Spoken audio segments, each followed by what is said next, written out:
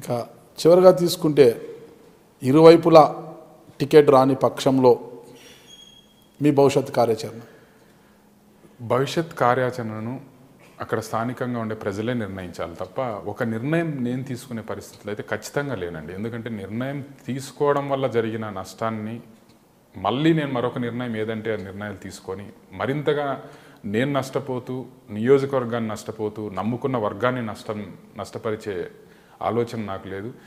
ఏ నిర్ణయమైనా అక్కడి నుంచి రావాలి, ప్రజల నుంచి. కానీ ఉన్న దీంట్లోనే అన్నీ సర్దుబాటు అయ్యి దీంట్లోనే కొనసాగాలనే ఆశ ఉంది. సమస్య తీర్చుతారనే హోప్తోనే మేము ఉన్నాం. ఇప్పుడు ప్రస్తుతానికి ఆ దశలోనే ఉన్నాం. ఇక తర్వాత దశలో ఎలాంటి నిర్ణయాలు నేను ఇందాక అన్నట్టు నిలబెట్టుకోవాలని అంటే స్థానికంగా ఉండే వ్యక్తులు నిలబెట్టుకోవాలనే ఒక ప్రబలమైన గాఢమైన కోరిక నియోజకవర్గంలో ఉంది.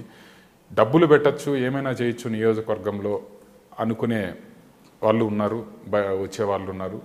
సో డబ్బులకు వీటికి నియోజకవర్గం లొంగదు. ఈసారి స్థానికంగా ఉండేవాళ్ళు సమస్యలు పరిష్కరించే వాళ్ళే కావాలనేది బలంగా కోరుకుంటున్నారు. కాబట్టి మా భవిష్యత్తు కూడా బాగుంటుందని మేము ఆశిస్తున్నాం. నియోజకవర్గం 2.5 సంవత్సరం పోతే దాదాపు 3 సంవత్సరాలు పూర్తయిపోయింది. మరో 2 ఏళ్ల పాటే ఉంది. ఒక సంవత్సరం పూర్తయితే అంత ఎన్నికల సీజన్ వచ్చేస్తుంది. అంటే ఈ లోపల మీరు జగన్మోహన్ రెడ్డి గారిని కలవాలనుకుంటున్నారు, లేదంటే ఆయన నుంచే మీకు పిలుపు వస్తుందని ఆశిస్తున్నారా? పిలుపు వస్తుందని ఆశిస్తున్నాను డెఫినెట్గా. ఎందుకంటే ఇప్పుడు ఆయన ఒక నిర్ణయం తీసుకున్నారు, మనం కలిసి ఆ నిర్ణయాన్ని పదే మార్చుకోమని ఒత్తిడి చేయడం కూడా కరెక్ట్ కాదు. ఎందుకంటే అధిష్టాన వర్గం ఏ కోణంలో ఆలోచన చేసిందో మనకు తెలియదు. ఒక నిర్ణయం తీసుకున్నారు. కానీ మేమల్లా కోరేది ఏంటంటే మేము అన్నీ పోగొట్టుకొని వచ్చాం. ఇవాళ పార్టీ పోయింది. ఎందుకంటే ఒక చిన్న కంపెనీలో పనిచేసిన వాడు, ఒక 5 సంవత్సరాలు ఒక కంపెనీలో పనిచేసిన వాడే ఆ కంపెనీని వదిలి రావడానికి ఆలోచన చేస్తాడు. అలాంటిది అంటే అక్కడ ఓన్లీ జీతం తీసుకుంటున్నాడు, పని చేస్తున్నాడు. కానీ అలా కాదు, ఒక రిలేషన్తో, ఒక హ్యూమన్ రిలేషన్స్తో ఎన్నో ఏళ్ళుగా ఏర్పరచుకున్న అనుబంధాన్ని కూడా మేము ఆ రోజు తెంచుకొని రావడం జరిగింది. అప్పుడున్న పరిస్థితుల వల్ల దేని వలన వచ్చిన తర్వాత మళ్ళీ కూడా తెలుగుదేశం నుంచి పిలుపు వచ్చినా మేము వెళ్ళలేదు వెనక్కి. సో మీ దగ్గరికే వచ్చాము ఆ రోజు మేము. సో కాబట్టి అన్నీ వదులుకొని వచ్చాం కాబట్టి న్యాయం మీరు చేస్తారని ఆశిస్తున్నాం, న్యాయం జరుగుతుందని. చివరి నిమిషంలో 2019 ఎన్నికల సమయాన్ని చివరి నిమిషంలో ఒత్తిళ్ల కారణంగా కావచ్చు, మరి ఇతర కారణాలైనా కావచ్చు, ద్వారకనాథ్ రెడ్డికి వైసీపీ టికెట్ ఇస్తున్నాము, నువ్వు పార్టీ కోసం పని చెయ్యి, పార్టీ అధికారంలోకి వస్తే నీకు ఏదన్నా ఎమ్మెల్సీ పదవి కానీ ఏదైనా ఇస్తామనేసి మీకు జగన్మోహన్ రెడ్డి పిలుపునిస్తే మీరు కలిసి పని చేయడానికి సిద్ధమా? అంటే ఇప్పుడు పరిస్థితులు ప్రస్తుతానికైతే నియోజకవర్గ ప్రజలు మన ఊరు వాడు కావాలి, మన ఊరు గెలవాలి అని కోరుకుంటున్నారు. బెంగుళూరా పుంగనూరా కాదు, ఈసారి మన ఊరు గెలవాలి అనేది కోరుకుంటున్నారు. కాబట్టి మన ఊరు వాడు గెలవాలనే ఆలోచన ప్రజల్లో ఉంది. కాబట్టి ప్రజల ఆలోచనకు అనుగుణంగా మనం వెళ్తే బాగుంటుంది అనేది అధిష్టాన వర్గం కూడా, అంటే ప్రజల ఆకాంక్షల మేరకు అభ్యర్థులను డిసైడ్ చేస్తే బెటర్.